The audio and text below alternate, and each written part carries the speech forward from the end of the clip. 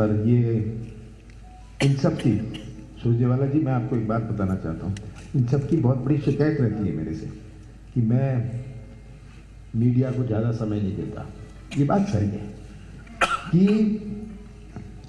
ये मैंने शिवराज सिंह जी के ऊपर को छोड़ा हुआ है, ये डिपार्टमेंट, कि वो टेलीविज़न और मीडिया की राजनीति में बहुत विश्वास रखते हैं। मैं कार्य हुए इस पर विश्वास रखता हूँ। सुरजेवाला जी की बात आपने सुनी, ये बड़ी मेहनत से यहाँ लगे हुए हैं और लगभग पूरा समय यहाँ चुनाव तक काटेंगे। इससे मुझे बड़ी राहत मिलेगी। ये बात आपने सुनी, ये बड़ी मेहनत से यहाँ लगे हुए हैं और लगभग पूरा समय यहाँ चुनाव तक काटेंगे। इससे मुझे बड़ी राहत मिलेगी। एक राहत तो ये मिलेगी, अब आपको जब भी कोई बात करनी है आप सुरजेवाला जी से बात करिएगा, मेरे पास मत आइएगा। मुझे छूट दीजिए कि मैं प्रदेश में दौरा करूं, प्रदेश की रणनीति बनाऊं, तो आप सबको बहुत सुविधा हो जाएगी कि रणदीप सुरजेवाला जी आपके लिए उपलब्ध होंगे। अभी आपने सुनी बात, ये आपके लिए कोई नई बात नहीं। मध्य प्रदेश की क्या तस्वीर है हमारे सामने, मध्य प्रदेश क्या क्या हाल है, ये आप सबके लिए कोई नई बात नहीं है। शायद बहुत सारी चीजें हैं जो आप जानते हैं और हमने उनका जिक्र नहीं किया, पर मध्य प्रदेश की सबसे बड़ी चुनौती क्या है? सबसे बड़ी चुनौती हमारे बेरोजगार नौजवान हैं। यही नौजवान जो मध्य प्रदेश का निर्माण करेंगे भविष्य में। अगर इनका ही भविष्य अंधेरे में रहा तो कैसा निर्माण होगा मध्य प्रदेश का? आज के नौजवान और 20 साल पहले के नौजवान में बहुत अंतर है। आज का नौजवान जो गांव से गया, उसने बीटेक कर ली, एमबीए कर लिया और आज बेरोजगार घूम रहा है, वो ना गांव का रहा ना शहर का रहा। गांव में उसका मजाक उड़ाया जाता है। बीटेक कर लिया पर रोजगार नहीं मिलता। बहुत सारे कारण हैं जो रोजगार नहीं मिलता, मौके नहीं मिलते, पर ये एक बहुत बड़ी समस्या है। कई जाके इंटरव्यू में फेल हो जाते हैं। मैं प्रैक्टिकल बात आपको बता रहा हूं। इंटरव्यू में फेल हो जाते हैं क्योंकि उनको इंटरव्यू देने की ट्रेनिंग नहीं है। इंटरव्यू देने की भी एक स्किल होती है, ये हम कभी समझते नहीं है, क्योंकि मैंने बहुतों, पता नहीं हजारों की मैं चर्चा करके इंटरव्यू के लिए भिजवाता हूं। वो मेरे लिए ले आते हैं, उसका जवाब क्या थे, कहते हैं ये उसके जवाब थे। क्योंकि इंटरव्यू देने की भी ट्रेनिंग होती है, ये बहुत बड़ी आवश्यकता है। इसमें एक सोच की आवश्यकता है कि आपने बीटेक कर लिया, एमबीए कर लिया, पर आपसे जब पूछा गया इंटरव्यू में आप अपना बायोडेटा रेज्यूमे लिख दीजिए, वो रेज्यूमे नहीं लिखना जानता अपना, तो वो कहते हैं कि ये कैसे, किस काम के लिए है। तो सबसे बड़ी चुनौती जो मैं कह रहा था, हमारे नौजवान हैं, खास करके हमारे जो ग्रामीण क्षेत्र के नौजवान हैं, ये सबसे बड़ी चुनौती है। मध्य प्रदेश एक ग्रामीण प्रदेश है, यहां कृषि प्रदेश है। 70% हमारे प्रदेश की अर्थव्यवस्था कृषि क्षेत्र पर आधारित है। 70% किसान नहीं है, पर जिसकी किराने की दुकान है। हमारी आर्थिक गतिविधि, हमारे प्रदेश की इकोनॉमी इनफॉर्मल इकोनॉमी से चलती है। जिसकी छोटी दुकानें हैं वो कोई जीडीपी में इनकी गिनती नहीं होती, पर आर्थिक गतिविधि में इनकी गिनती होती है, जिसकी किराने की दुकान है। तो कृषि क्षेत्र की चुनौती हमारे लिए सबसे बड़ी चुनौती है, और ये कांग्रेस ने पहचाना था। कांग्रेस ने पहचाना था। और एक मैं बात कहना चाहता हूं जो आप लोग को शायद याद ना हो, 47 से 69 तक कांग्रेस का चुनाव चिन्ह क्या था? बैलजोड़ी, 2 बैलजोड़ी, याद है? कांग्रेस का चुनाव चिन्ह था। 69 से लेकर 77 तक कांग्रेस का चुनाव चिन्ह क्या था? जो हमने चुना था। जब ये चुनाव चिन्ह 69 तक रहा, हमने इसको नहीं बदला, चुनाव आयोग ने बदला। इसको फ्रीज किया।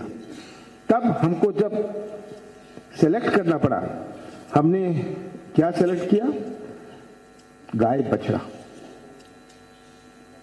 ये हमारा चुनाव चिन्ह था। इसके बाद जब ये फ्रीज हुआ 77 के बाद, हमने हाथ का पंजा चुना। ये इतिहास चुनाव चिन्ह का भी बहुत महत्वपूर्ण इतिहास है।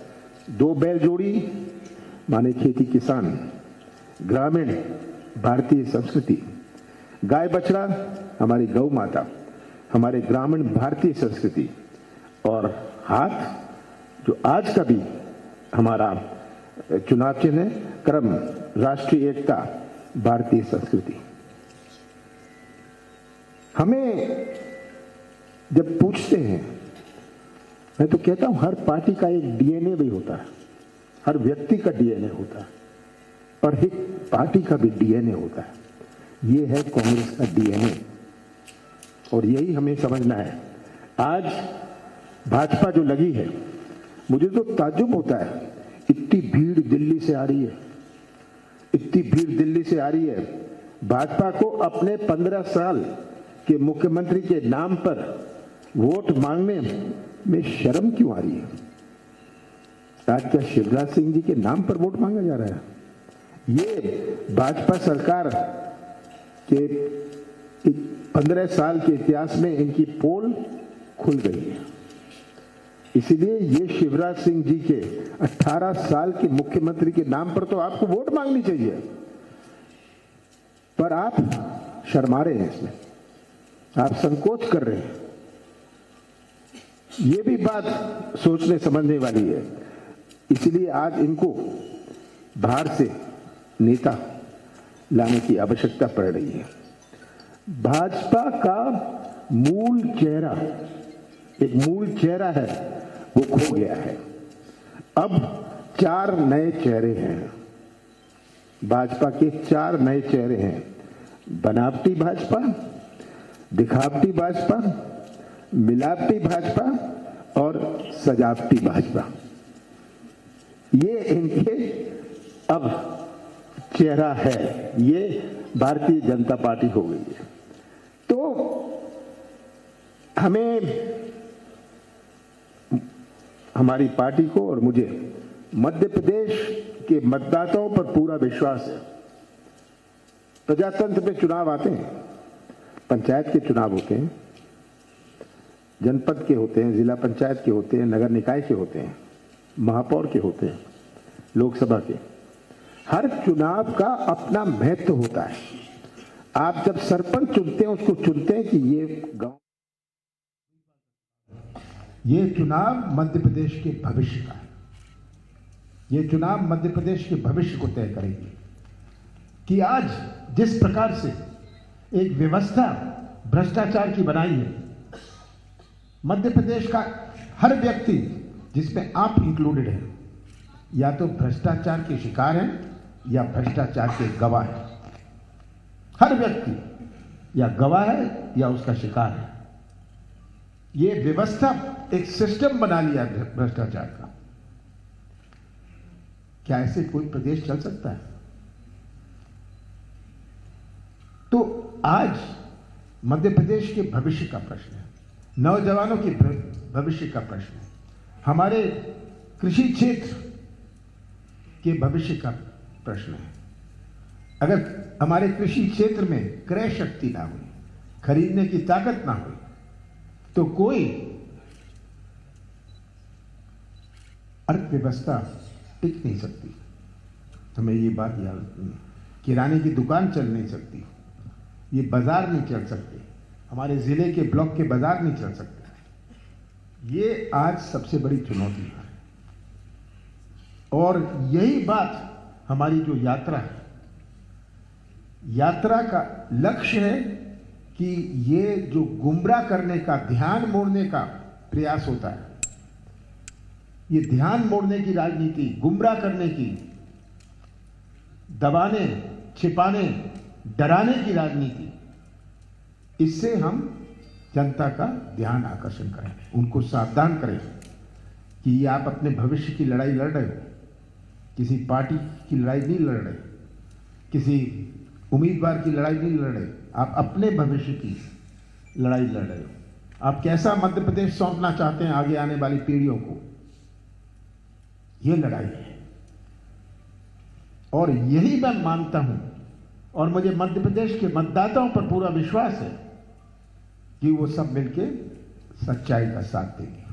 मध्य प्रदेश की तस्वीर रखकर किस प्रकार से प्रलोभन, किस प्रकार से घोषणाएं, किस प्रकार से घोटाले, किस चीज में घोटाला नहीं है।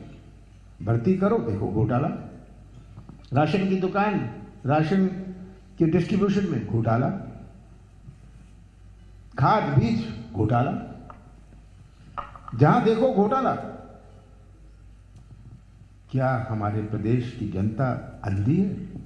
इसीलिए मुझे मध्य प्रदेश के मतदाताओं पर पूरा विश्वास है, पूरा फेथ है कि वे मध्य प्रदेश का भविष्य सुरक्षित रखेंगे, आगे आने वाली पीढ़ियों का भविष्य सुरक्षित रखेंगे। आप सबका बहुत बहुत धन्यवाद। मेरी आपसे प्रार्थना है कि विषयांतर ना कीजिएगा प्रश्न उत्तर में, विषय से संदर्भित आप पूछेंगे तो आपकी कृपा होगी। मिस्टर आनंद जी आप माइक दीजिएगा, मिथुन जी आप इधर दीजिएगा। रणदीप जी, रणदीप जी,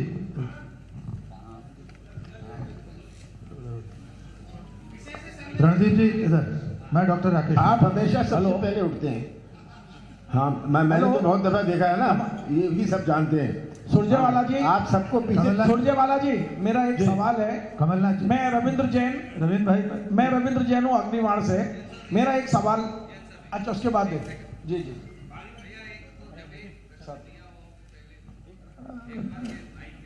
रणदीप जी, आपने जितने प्रभारियों के नाम बताए यात्रा के लिए, एक भी महिला को इस यात्रा का नेतृत्व तो नहीं सौंपा? क्या कांग्रेस में कोई महिला?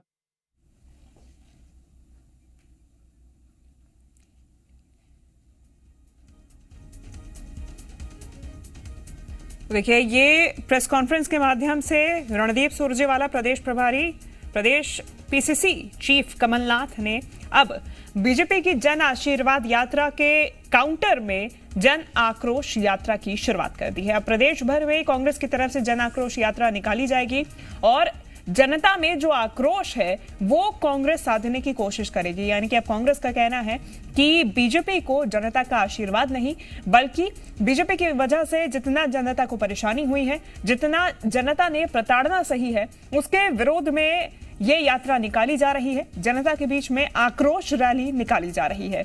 देखिए, प्रेस कॉन्फ्रेंस के माध्यम से सीधा बीजेपी सरकार पर निशाना साधा है। चुनावी लिहाज से यह यात्रा बेहद ही महत्वपूर्ण मानी जा रही है।